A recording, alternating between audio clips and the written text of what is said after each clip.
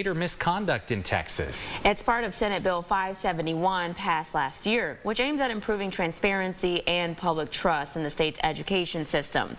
GMAT's Marshall Farmer joins us now to explain how you can use the new tool and what information is available.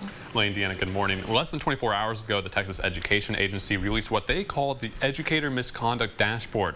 The tool breaks down the number of educator misconduct reports, investigations, and disciplinary actions. The dashboard organizes these reports by school year and month.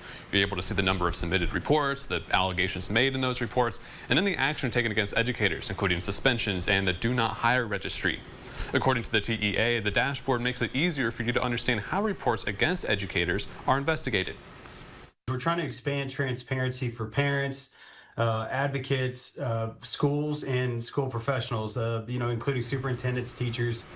Now, TEA officials say the dashboard will be updated regularly, and most of the data only includes the current and prior school year. Now, in this school year alone, there's over 13,000 educator misconduct reports. Around 9,700 of them led to investigations, and of the roughly 2,000 that have now been finished, around 600 educators were given disciplinary action, with 485 of them being put on the Do Not Hire registry, so they can't work as a Texas educator.